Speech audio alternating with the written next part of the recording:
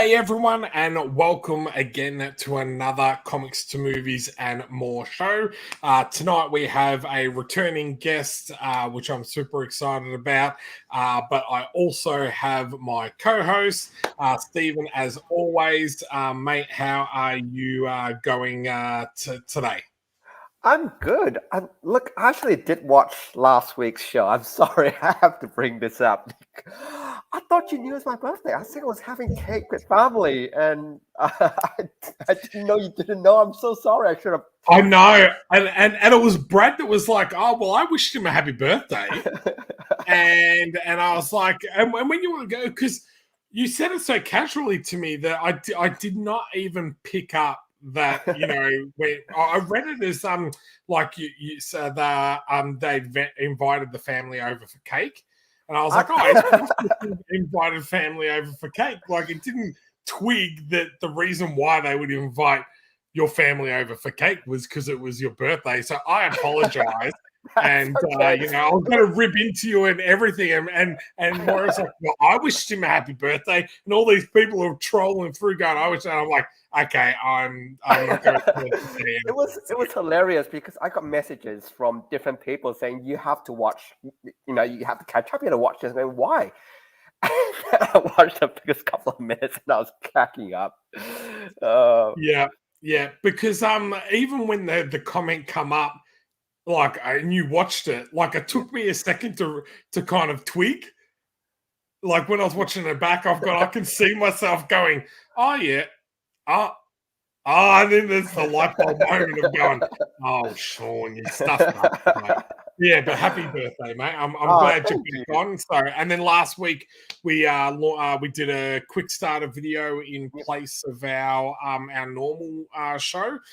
So that's kind of cool with the ability now to post pre-recorded videos. We're looking at doing some more interviews with guests that might not be able to come onto the show live, but that's kind of another cool option we have now with the show being able to do these pre-recordings and post it up at the same time every Sunday night. I know, I love it. And it's really good for, and I bring it back to when we did the Australian Comic Kickstarters Awards, especially when we're trying to do events like that, where it's actually very difficult to line up everybody's time. So it's really good to record that and still have everybody react to it in real time. And, we can be in the back putting comments up and stuff. So I think it's fantastic. Yeah. And we will mention that we've got a hello here, but that's because Stephen put it in the chat prior to us going live. But yeah, I'm going to put you in it now, mate. But say hello to the chat before we pull out our guest. Moira, how are we this morning? Sazzy Gal, how are we? And Moira, as always, hi, Stephen. There's no hi, Shaun. Hi, Stephen. It's either hi, Stephen, or where is Stephen? There's no, oh, hi, Shaun, how are you? No, I'm just chopped liver. So, but tonight our guests picked the movie that we're going to talk about, which I'm kind of excited about. I haven't watched this movie for a while, so it was a good excuse to pull it back out on DVD. Yes, I've still got some of those guys DVDs, and rewatched The Mask. So tonight our guest is Kieran Jack. He is from Halftone Productions. He's worked on Terra Olympus. The Halftone Effect is his podcast. He's worked on The Talking Bread. He's now got a brand new series out, part 2 of The Apparition, and that's what we're here tonight to talk about after The Mask. G'day, Kieran. How are we, mate? Hey, Shaun. Hey, Stephen. Thanks for having me. Hey, love it. You're sitting on a couch, a red couch. You look like you're super important. I love it. I've got all the comics inspiration behind me, and I've got a fine whiskey beside me. It's exactly how I spend my Sunday night. Yeah, I'm on the water. I've had a few bevies during the day, so I'm like, okay, I better just calm down before I hop into bed with my beautiful wife, and she tells me to go sleep in the spare room. So, wow, damn. Thanks for having me, guys. I really appreciate being on again. It's always great to come on the show. You're always welcome. It's always good to have you on. There you go. Hi, Sean. I got a high. Whoa, yeah. I had to make you feel guilty about giving it to me, but I think it was a pity high, but that's okay. So tonight we're going to talk about The Mask. And this is, again, another movie that's like a satire comic, which kind of leads into the Apparition. But why did you pick? You didn't even got the comic. There we go. Why did you pick this movie to do? Because you did have a couple that we went back and forth with. Yeah, we definitely settled on this one to talk about. Well, I think basically how it works is like when I was writing The Apparition, my partner in crime, Claire, she's the co-writer of it, and we were going through and we were trying to establish how we were going to make this a satire and a parody of certain select heroes. And the first thing that struck my mind was The Mask. I was first introduced to the character through the movie, and then I was introduced into the comics at a later stage. So, and looking at that and how The Mask and Jim Carrey especially, they satire that superhero trope and become comedic, and, basically they're taking the mickey out of a hero as such. He's the anti-hero, I guess you would say. So that was very much an inspiration behind building the parody and the satire that you would see in The Apparition Part 1 and now in Part 2. Now, did you actually like this movie?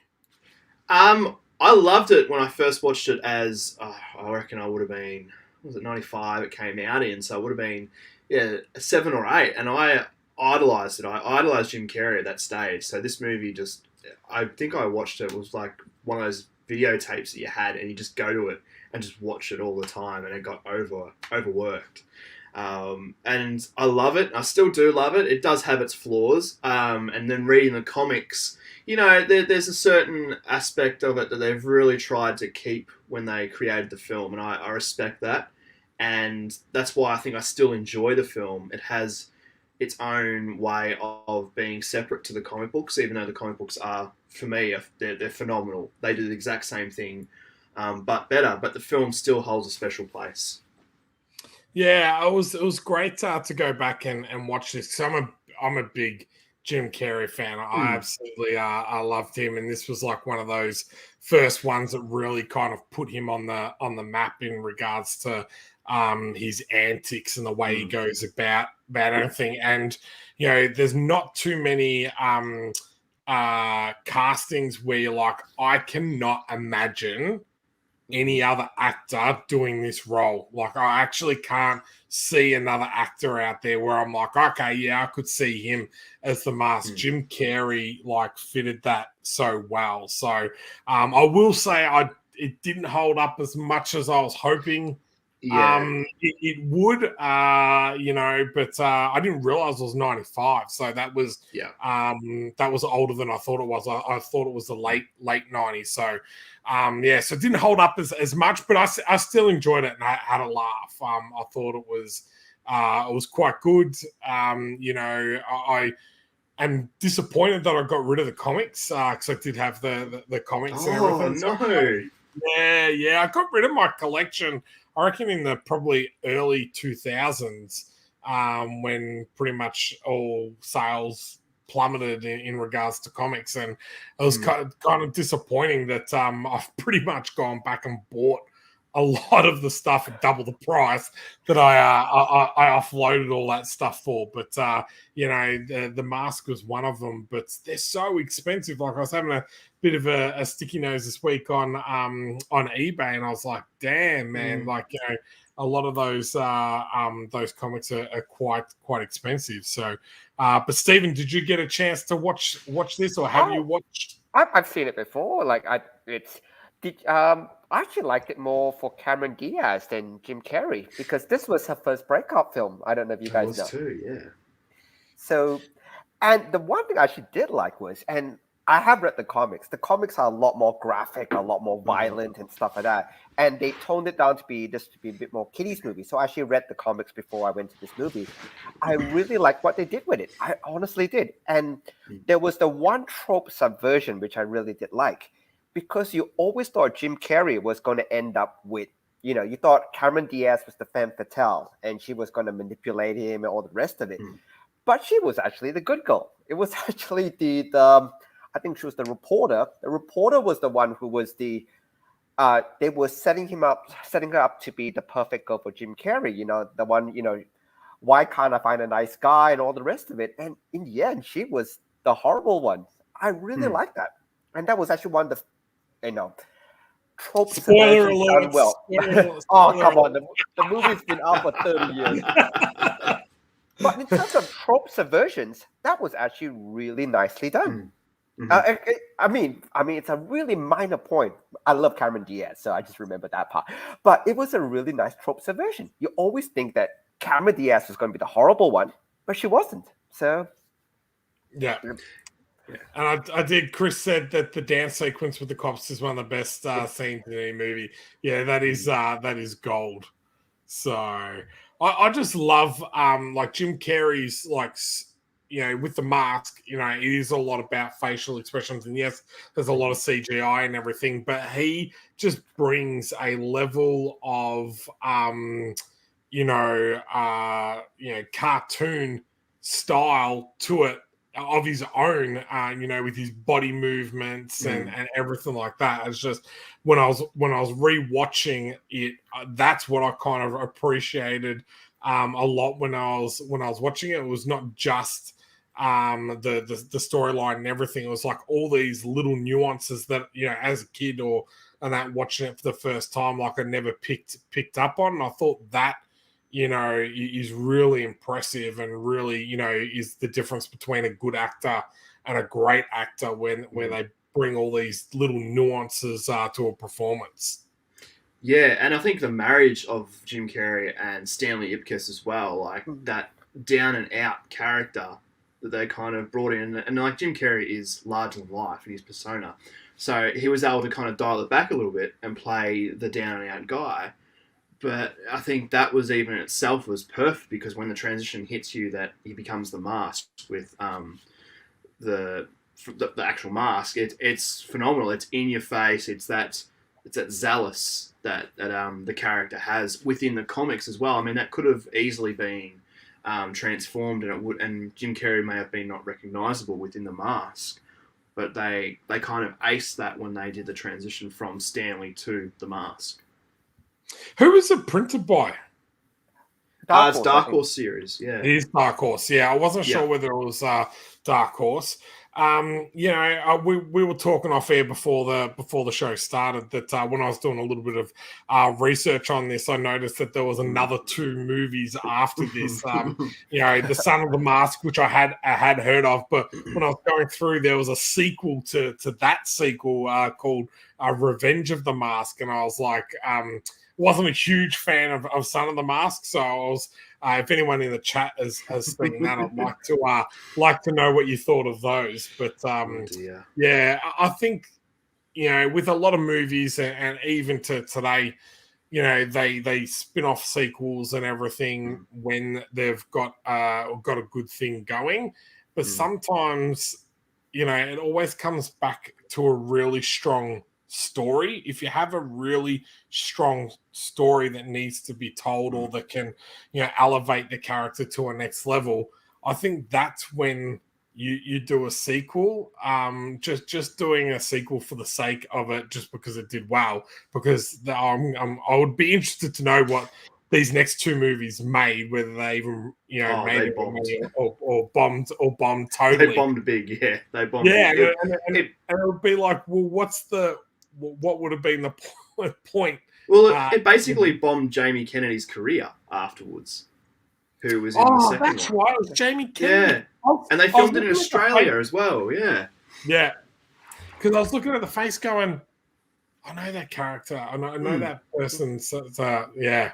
Yeah. So that basically ended his career. And he's quite vocal about it. He's got a YouTube page and he's talked about the Son of the Mask quite extensively and how it actually damaged his career to the point that he was not able to pick up anything in Hollywood. Which is disappointing, because, I mean, The Mask itself, it's the first here. I've got the second one. So much story could have manipulated. I mean, spoilers. Stanley dies in the first story. I mean, and then his partner takes the mask, and she inherits. Like, there's a whole other story they could have gone down, and it was so disappointing when the Son of the Mask came out. They kind of went down this way without actually, again, respecting the source material and actually adapting it, because it really does work well if they continue that story along the lines with what the next person inherits the mask. So Yeah. Oh no, It's disappointing. I agree with you. I actually haven't seen Son of Mask, but I've heard horrible things about it as well. So it never popped on my radar. So Now I will ask you a question. Hollywood always loves to do remakes. If you were going to remake The Mask, what actor would you choose to play as Stanley? Wow, that's a good question. I can't imagine. There has been talk of getting Jim Carrey back to do another one, and he has said that he would be interested in doing it.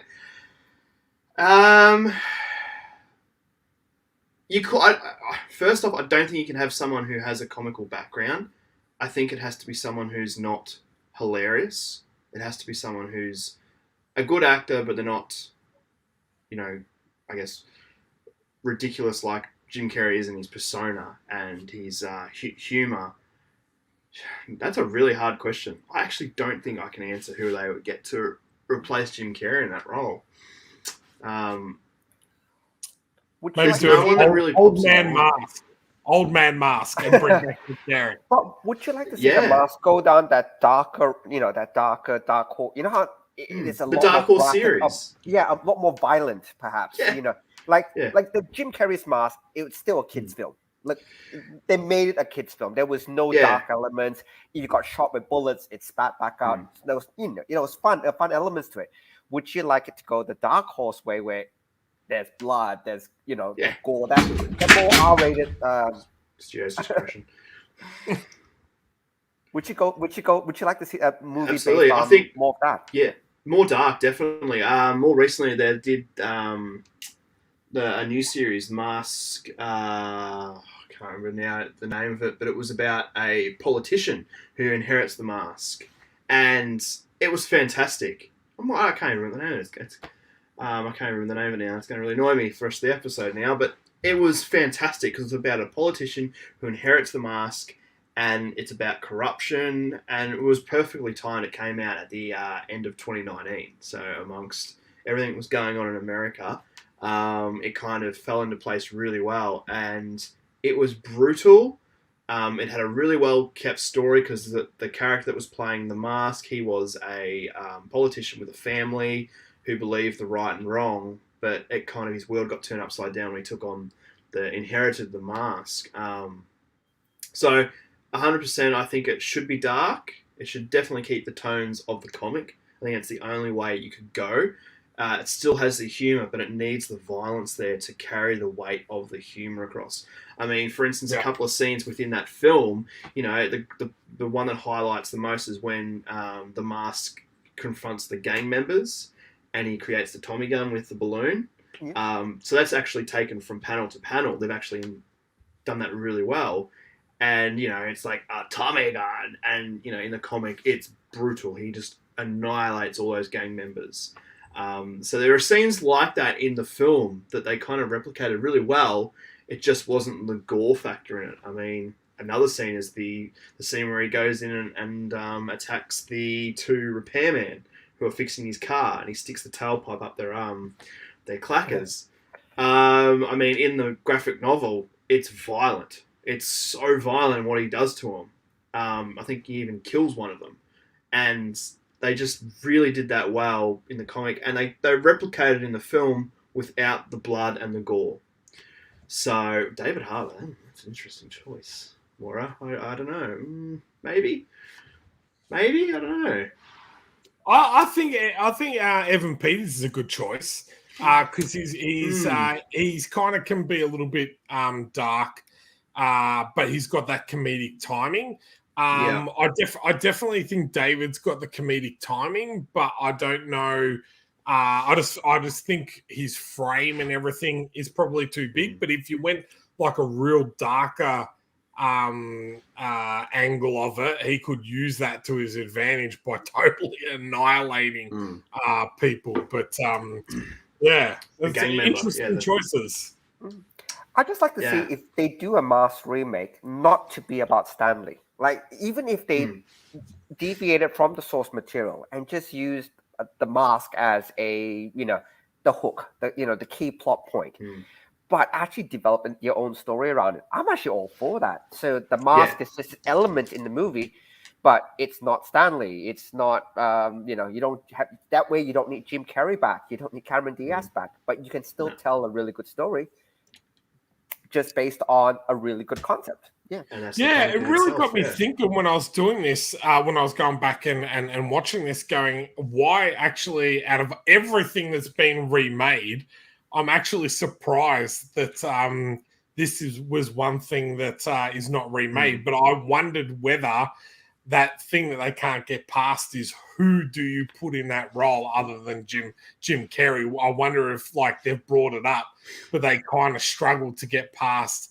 that, because he's just so good in that role that you're like, okay, well, who else do we kind of get to play that? Yeah. If I can do a quick segue, actually, just on roles and people. Daniel Craig wants to retire from James Bond. Unless they throw a ton of money at him, it's basically his last film for 007. I did read somewhere that there's a really cool movie concept. I don't think they're going to do it, but I wish they would.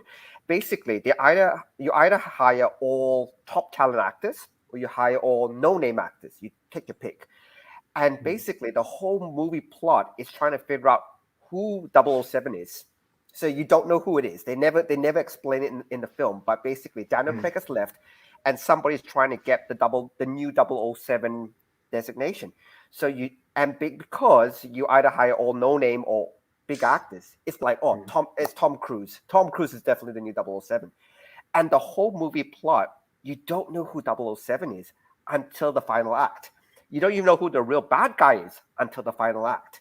So the whole movie is this whole tension-filled thriller of trying to find out who the new Bond is, basically. And that final act has to be in a bar while he's ordering a drink or she's ordering a drink. And she says that line, you're like, oh, that's exactly what it is.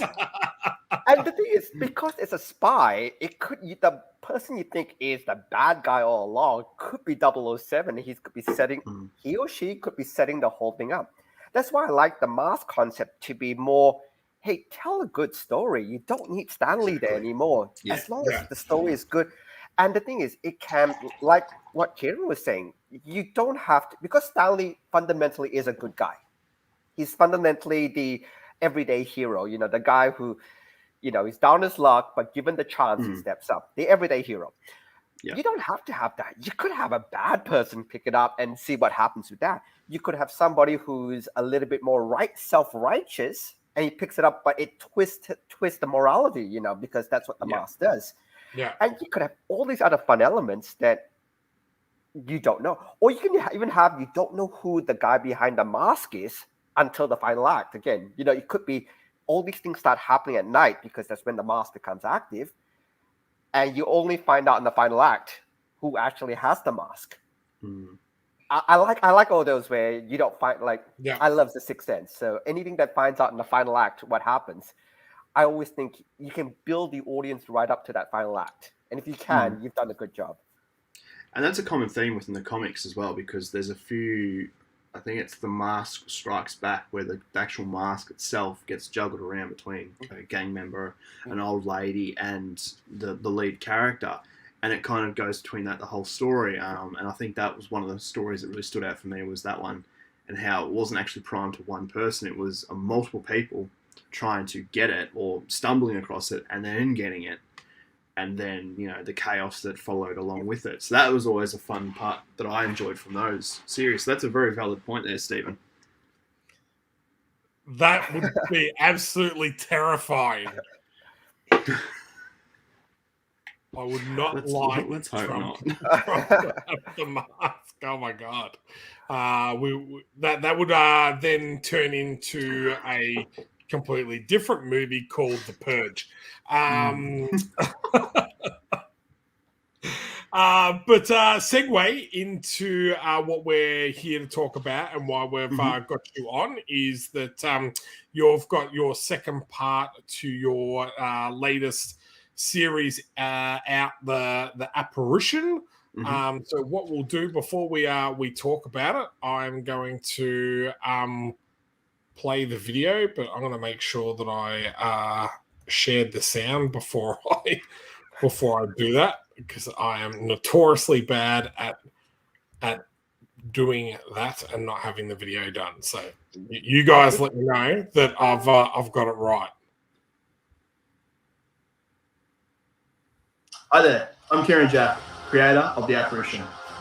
And I'm really excited to be here with you today to share the second part and the conclusion to the Apparition series.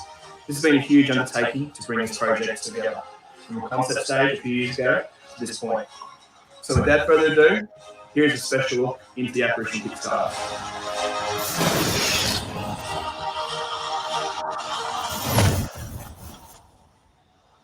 The Apparition is a breaking point. After crossing paths with his partner's killer, the Skull, Biff's stalker is now out for blood, but the Skull is not making it easy for him. Every turn, the Skull has a play to push the hero over the edge, from using B-grade villains or taunting him with his old band of heroes. The Apparition has his work cut out for him if he wants to find out his newest and deadliest enemy. But just before things go from bad to worse, an old enemy turned friend will help the Apparition. But are they too late? Find out in part 2 of The Apparition. This Kickstarter is a mammoth project and has seen the return of our creative team, plus the welcoming of others who have contributed artwork to the project. Part 2 is a 64-page classic black and white comic drawing from the golden age of comic book heroes, with 5 new gripping action-packed stories, along with concept art and much more.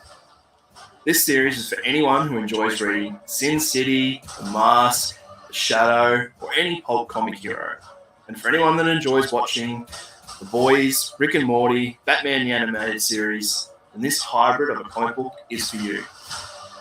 Along with the Apparition Part 2 comic, we also have some other awards you can pledge towards, including variant comics from Graham Jackson and Ash Maddie, enamel pins, stickers, t-shirts, sketch covers, back issues from my other comic books, art books, original art, and a very limited cameo in the story. Plus, we have organised some incredible stretch goals if we reach our target goal, but more on that later. We have included selected pages from this release for you to read and preview, along with selected artwork and pages from the Apparition Part 1 story, further on down in this Kickstarter project.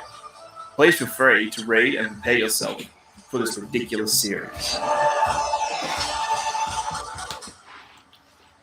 Well, there you go. I hope you enjoyed the video and checking out this Kickstarter, and I hope you can be a part of this campaign by either backing it or sharing it with friends. Thank you for checking out The Apparition Part 2, Descent of a Hero.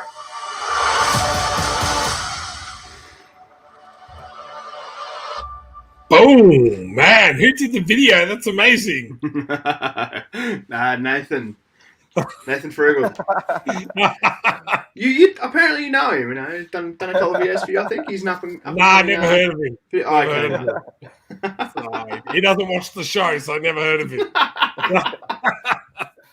No, that's amazing, dude. That's like Stephen and I. We talk a lot about the importance of videos, the importance of being able to hook someone in, you know, through you know telling a story and everything, but then having that sound, the graphics going through and all that type of stuff, it is really cool. So Maura said we should get Nathan on the show. I'll try and get him on next week, Maura.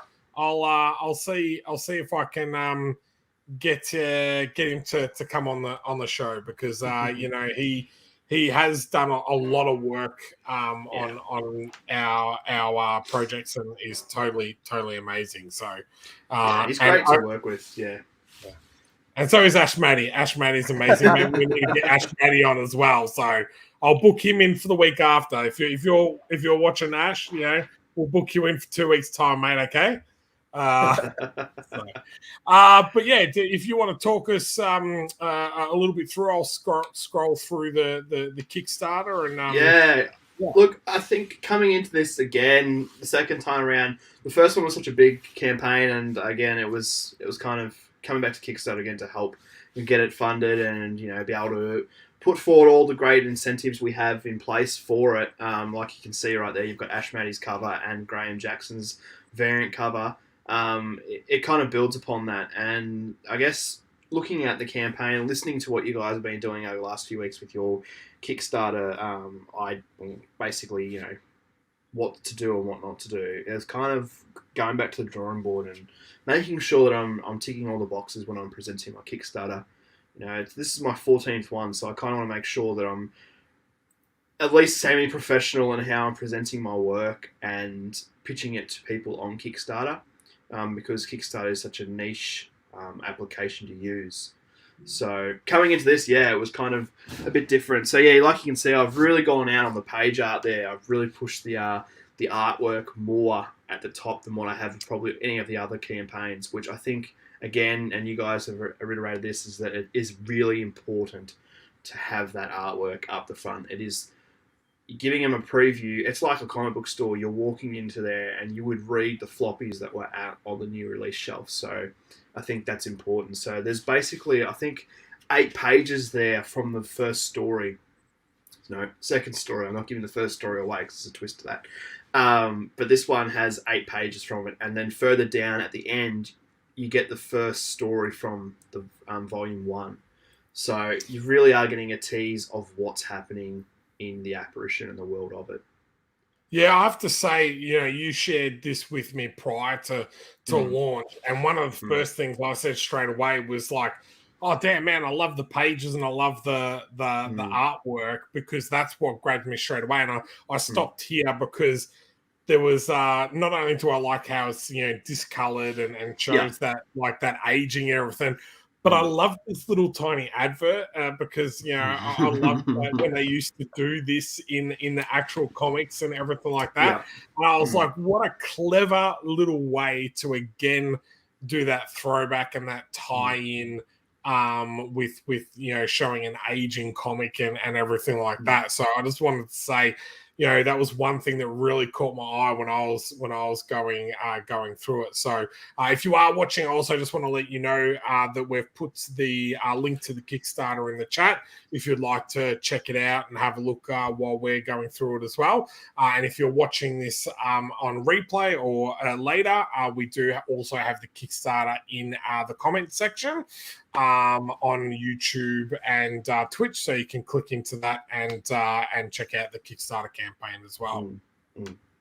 Yeah, thank you. I appreciate that, man. It's a big effort to bring all this together, and the support that we get for it, and people who back the campaign, we do appreciate every bit. But yeah, going through it as I think more so now, it's basically giving people a bit of a taste of what it was about and what people's reaction was to it. And again, you get reviews there from people, whether it be a review network, a store network, or just another, whether a social media network that give a review of the story. So that was really good. It's giving a bit of the idea of the characters within it. A few. I loved how you used the GIF for this.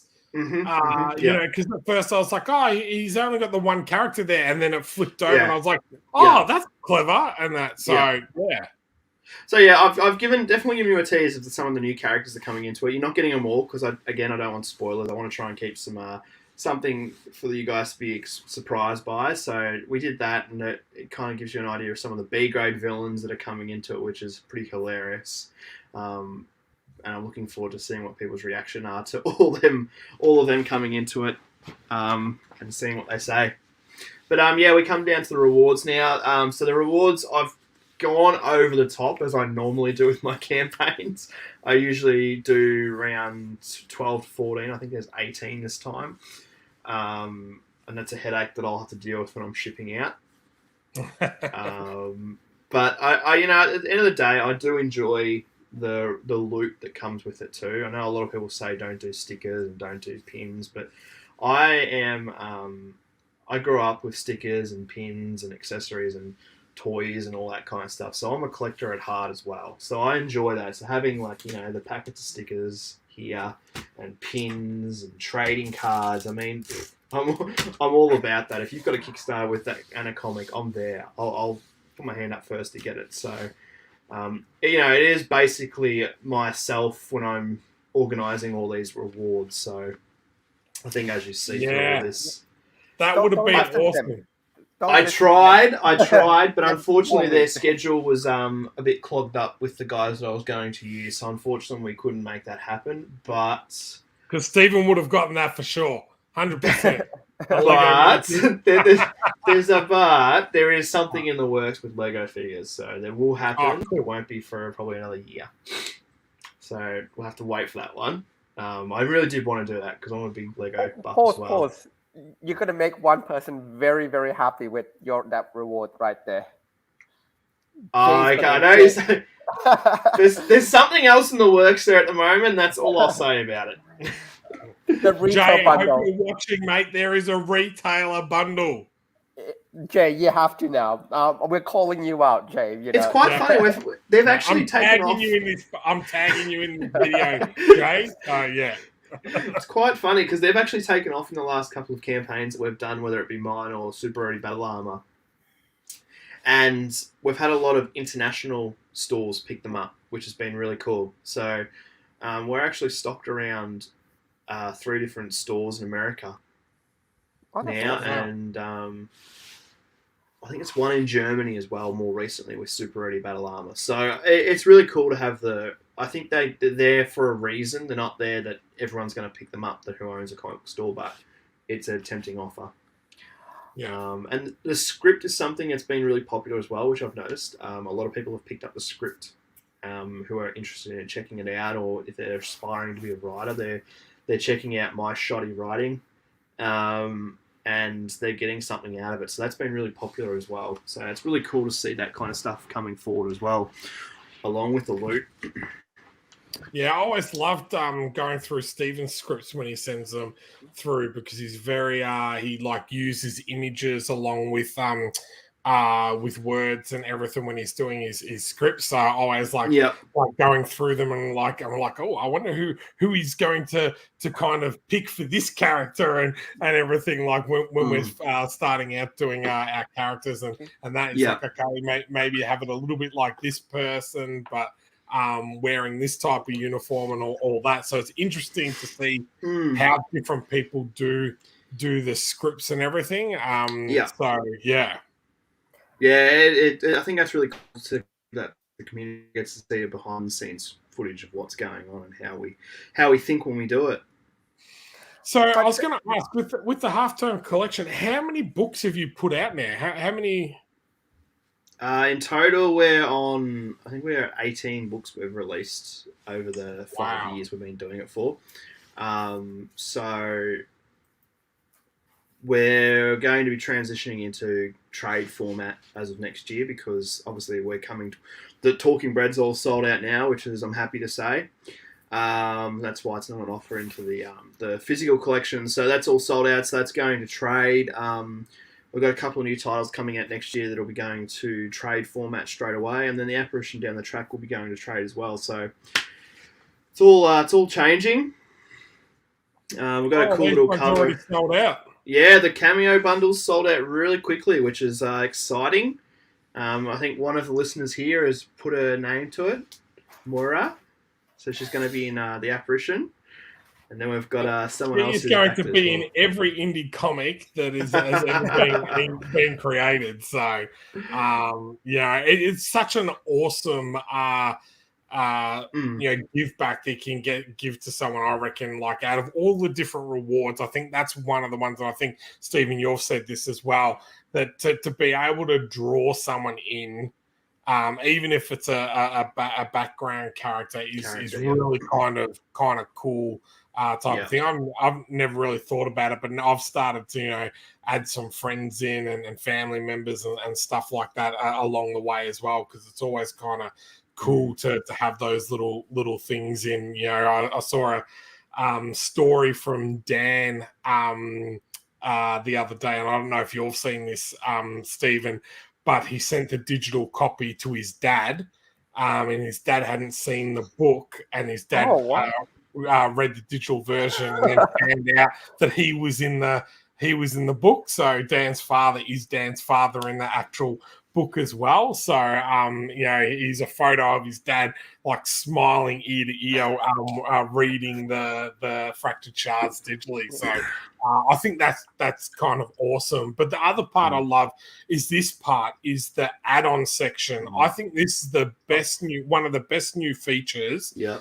Kickstarter's brought out over the last 12 months. This add-on feature that especially now this is your second Apparition book, to be able to add in the previous version, especially if you've got a couple of different covers, to be able to add on those extra pins. So rather than having to do 27 tiers because you're going to add this one or this one or this one, you're allowing the customer to pick and choose what they want. You're allowing them to create their own reward tier. And I would give the tip to anyone that is going to do a Kickstarter to kind of keep that reward tier limit to about 10 to 15, and then use this add-on feature to create all those other reward tiers that you're kind of thinking about.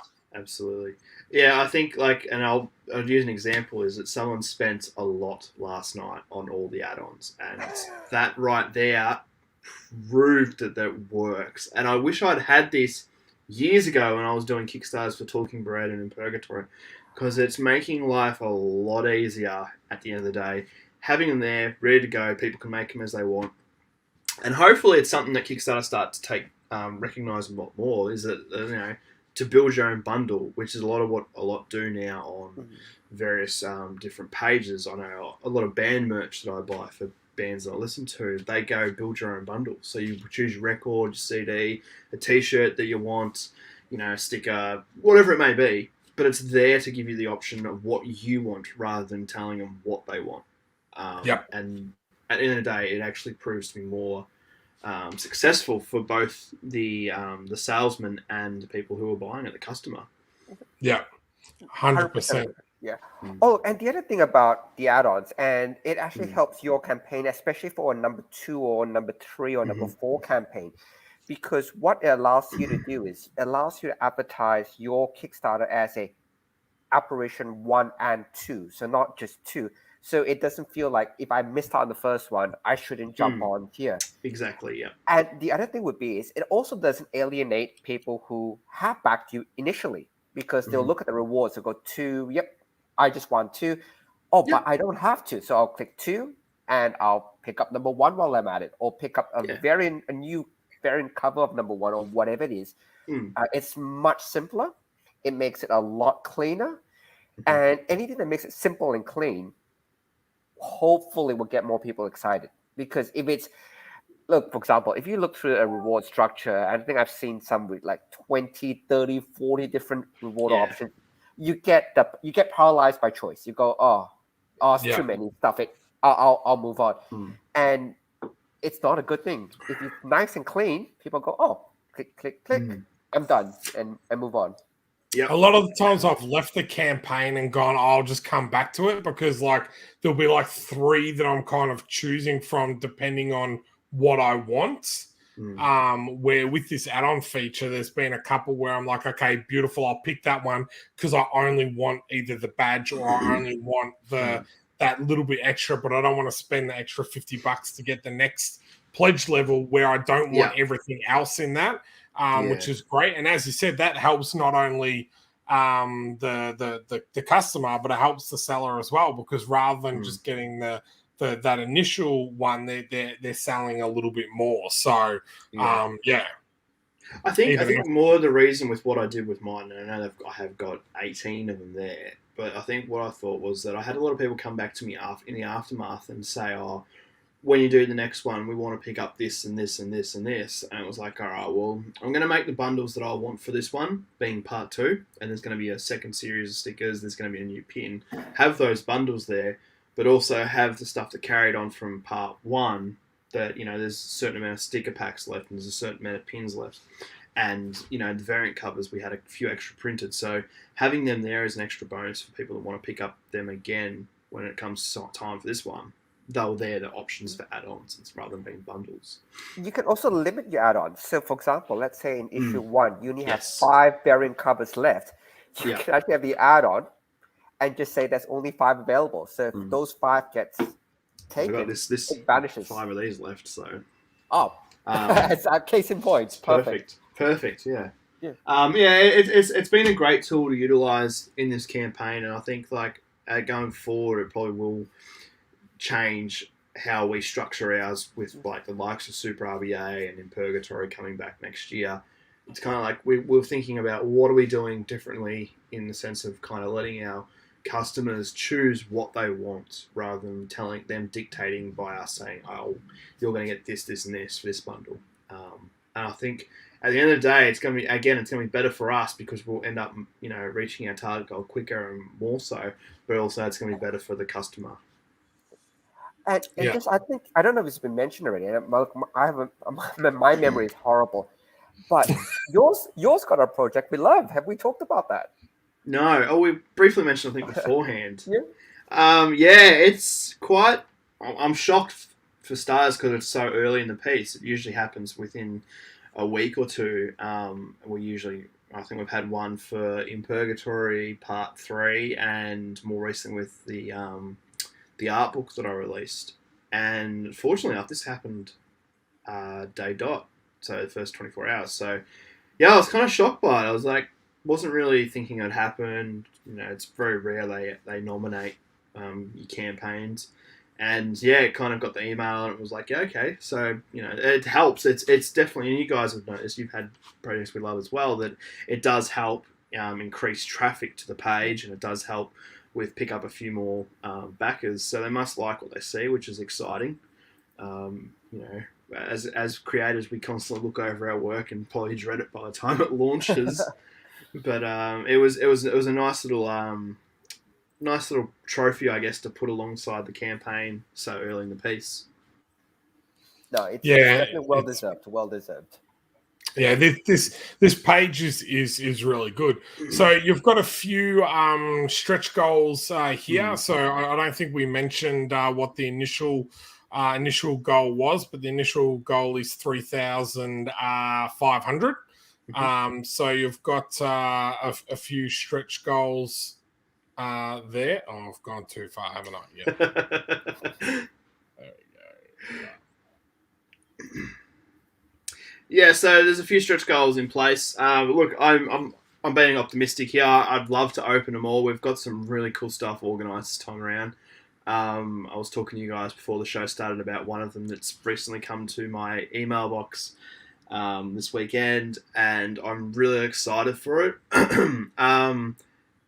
It's actually, so if we reach our target goal, it's the first goal that will be unlocked. So it practically is there for everyone once we get to that point. So we reach our target goal, there's a stretch goal that will be unlocked, and it's probably one of my favourite stretch goals that I've created ever. Yeah, I'd say it's ever, and it's gonna be cool to see how the reaction is to it. Bye, Shaun. I think he just dropped out. That's okay. We can keep going. I'll put the campaign back up.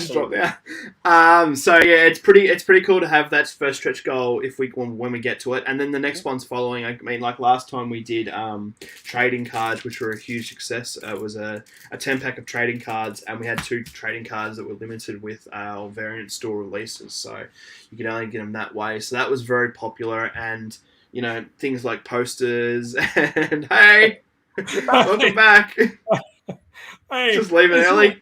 This is what you get for being live. My browser kaput itself and kicked me out, and I was like, what's going on? So the joys of live streaming, mate. So I love StreamYard because it doesn't shut the stream down straight away when the originator leaves. So it's not as bad as you think. Yes. Yes, I didn't leave you like I did Dan Field. But yeah, so we've put all the links in the chat. If you've Yep. got any questions for Kieran, now's the time to ask any questions that you might have about the series, what he's got moving forward, and all that type of stuff. Those cool little stretch goals. Mhm. But I do, before we get going to that, just wanted to ask that it was you said it was you and your wife that have gone and created this. So how Yep. was that working with your wife on this? Yeah, so it was interesting because I wrote the initial concept and pitch back last year, and it was, I guess, Stephen and I talked about this in the last one we did, but it was very violent and it was very nasty, and it kind of needed to be toned back a little bit. So it was very actually in line with what the Mask was as a comic book. And she said, you need to turn it down because you're going too hard, too fast, and you're going to...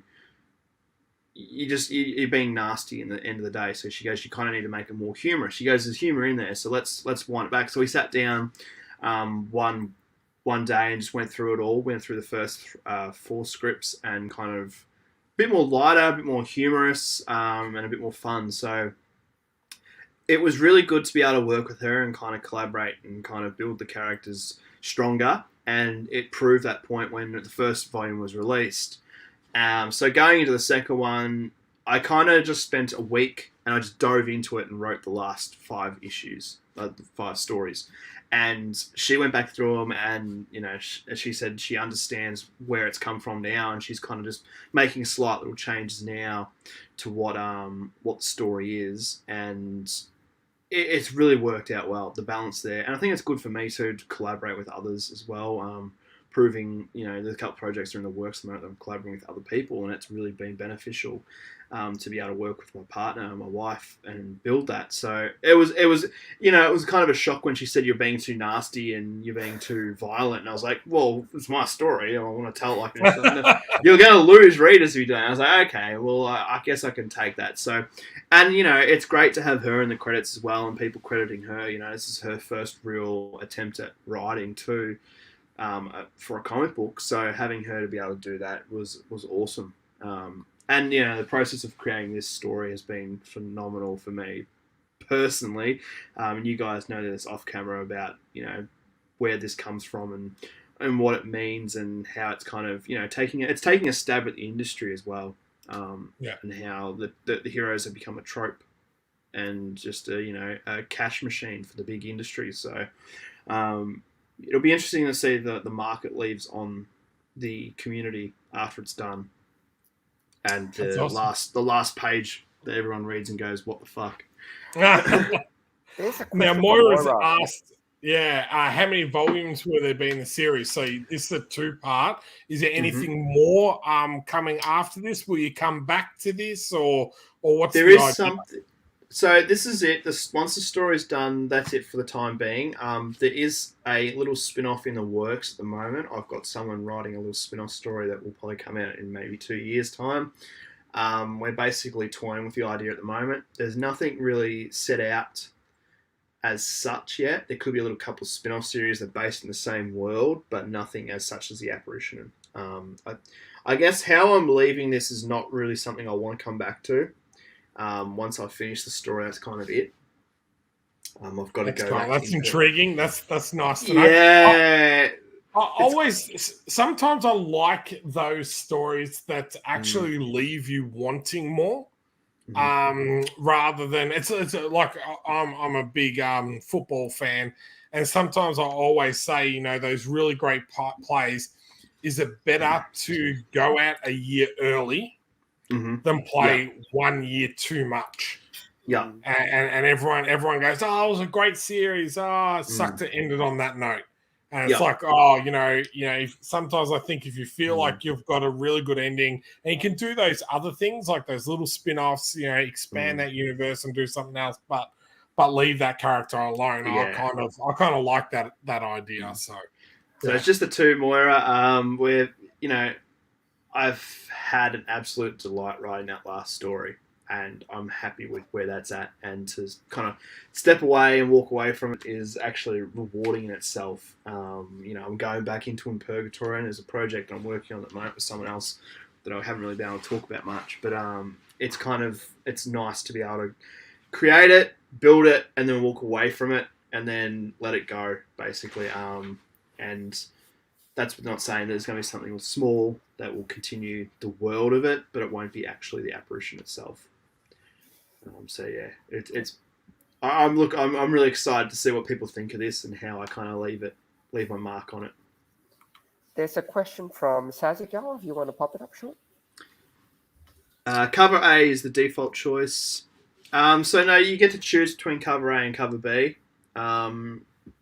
If you prefer to grab Graham Jackson's or you prefer my wraparound cover, that's totally up to you. What happens is at the end of it, I'll send out your information at the end, and you get to choose which cover you want.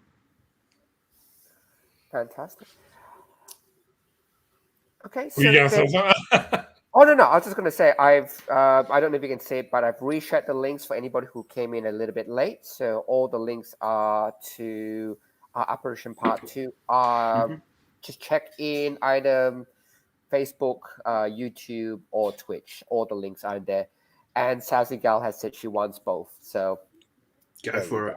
There you go. So that's the add-on. You've got the add-on option there as well.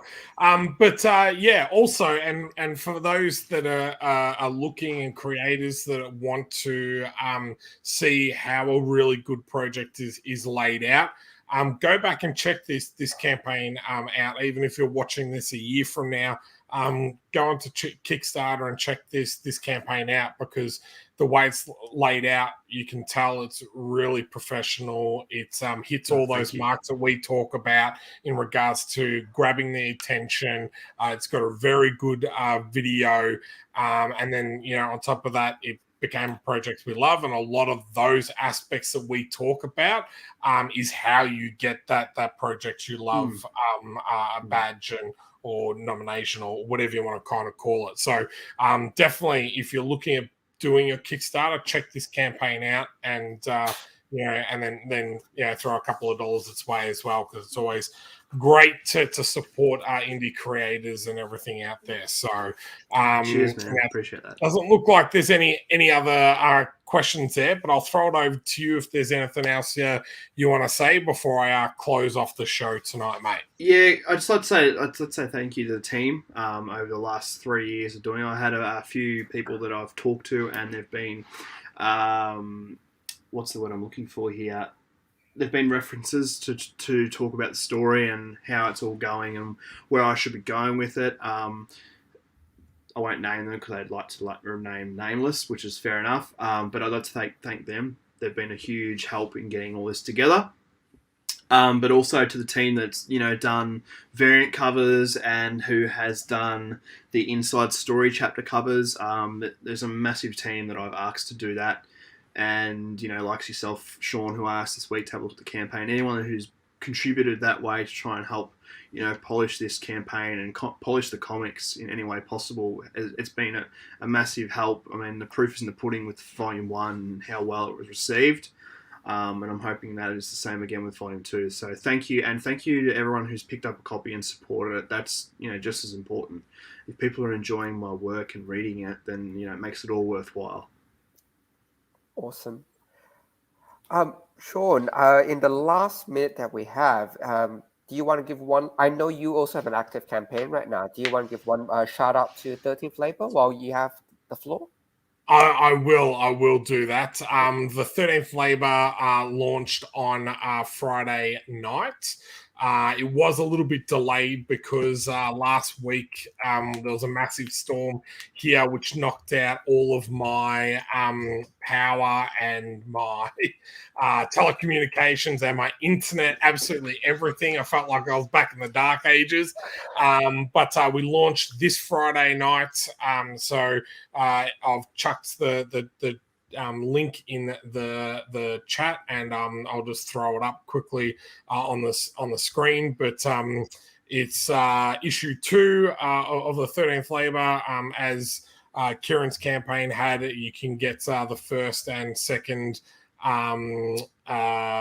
book in this one. It's a really great story. It introduces Pippa, who's going to play a really important part in this series.